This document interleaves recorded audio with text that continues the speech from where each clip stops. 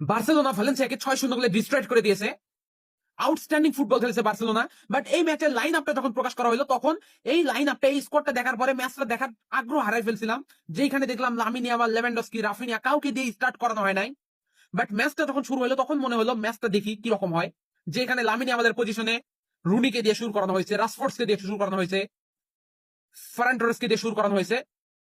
So ম্যাচটা যখন দেখতে বসলাম, বার্সেলোনা শুরু থেকে ভালো ফুটবল খেলছিল। বাট ফারান টোরেস, রাশফোর্ডের বাজে ফিনিশিং এর কারণে গোলের দেখা পাচ্ছিল না। যেখানে তারা ফার্স্ট হাফে 12টা ওয়ান টার্গেট শট নেয়, 12টা শট নেয়, বাট তার অপোনেন্ট ভ্যালেন্সিয়া না একটিও শট নিতে পারে নাই ফার্স্ট হাফে। সো ডিফেন্সিভলি সলিড ছিল বার্সেলোনা। বাট ফেরান টোরেসের দুর্দান্ত একটি গোলে বার্সেলোনা ফার্স্ট হাফে 1-0 গোলে লিড পেয়ে যায়। সো 1-0 গোলে লিড নিয়ে বার্সেলোনা বিরতিতে গেলেও সেকেন্ড হাফে রাফিনিয়াকে নামানো হয়। এন্ড রাফিনিয়া তার মাস্টার ক্লাস পারফরমেন্সটা আজকে দেখায়। বার্সেলোনা তার মাস্টার ক্লাস পারফরমেন্স দেখায়। হান্সি ফ্লিক বিরতি থেকে নামানোর সময় যে প্লেয়ারদেরকে কি খাইয়ে পড়িয়ে নামায়, কি শিখিয়ে নামায়, সেইটা এখন পর্যন্ত আমার মাথায় ঢোকে না। সেকেন্ড হাফে এসে বার্সেলোনা যেন কি রকম একটা চেঞ্জ হয়ে যায়। সেকেন্ড হাফে গুনে গুনে তারা আরো 5টি গোল স্কোর করে। লামিন ইয়ামাল মাঠে ঢুকে রাশফোর্ডস এর একটি লং বল থেকে দুর্দান্ত একটি গোল স্কোর করে। এরপরে ফেরান টোরেস আবার একটি গোল স্কোর করে। ফার্মিন লোপেস গোল স্কোর করে। এরপরে আবারও রাফিনা গোল স্কোর করে। 4-0 গোলে বার্সেলোনা লিডে ছিল। এন্ড সেই সময় হয়তোবা অনেক কোচ হয়তোবা মনে করতো যে এই সময় আমরা ডিফেন্সিভলি সলিড খেলা দরকার। তো সেই সময় অনেকে ডিফেন্সিভলি সলিড করে। বাট হান্সি ফ্লিক আজকে তার অ্যাটাকটাকে আরো সলিড করার জন্য লেভেন্ডস্কি 70 মিনিটের মাথায় মাঠে নামায়। এন্ড সে লেভেন্ডস্কি মাঠে নেমেও আরো 2টি গোল স্কোর করে, 76 এন্ড 86 মিনিটে গোল স্কোর করে।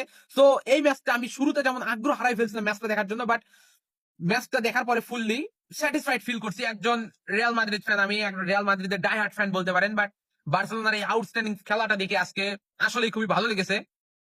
এন্ড রাফিনিয়া যে দুর্দান্ত ফর্মে রয়েছে, রাফিনিয়াকে কিভাবে ব্যাখ্যা করবো সেটা আমার জানা নাই। বাট বার্সেলোনার এই প্লেয়ার গুলো, বার্সেলোনার কোচ যেভাবে আগাইতে যাচ্ছে, তাদের ম্যানেজমেন্ট যেন সেইভাবে কাজ করতে পারছে না, সেইভাবে আগাইতে পারছে না। এই নতুন সিজনের শুরুতেই তাদের ক্যাম্প নিউ স্টেডিয়াম চালু করার কথা থাকলেও তারা এখনো সেটার কাজ ফুললি কমপ্লিট করতে পারে নাই। সামনে চ্যাম্পিয়ন্স লিগ শুরু হচ্ছে, চ্যাম্পিয়ন্স লিগের ম্যাচগুলো শুরু হচ্ছে, পিএসজির সঙ্গে তাদের ম্যাচ রয়েছে। সেই ম্যাচেও তারা তাদের হোম গ্রাউন্ডে খেলতে পারবে কিনা। তাদের ক্যাম্প নিউ 93,000 ধারণ ক্ষমতা সম্পূর্ণ একটি স্টেডিয়াম। এন্ড এই স্টেডিয়ামটা চালু হলে তারা আর্থিকভাবে অনেক স্টেবল হতে পারবে। বাট তাদের ম্যানেজমেন্ট এখন পর্যন্ত সেই স্টেডিয়ামটা চালু করতে পারে নাই। তাদের হোম অ্যাওয়ে ম্যাচগুলো নিয়ে এখনো তাদেরকে অনেক মানসিক চাপের ভিতর দিয়ে যাইতে হচ্ছে। এই ম্যাচটাও কিন্তু তাদের হোম ম্যাচ হওয়ার কথা ছিল, সেটা হলো তাদের second home ground Johan Cruyff স্টেডিয়ামে। সো বার্সেলোনা ম্যাচটি জয়লাভ করলেও তারা যেন এখন পর্যন্ত একটি মানসিক চাপের ভিতর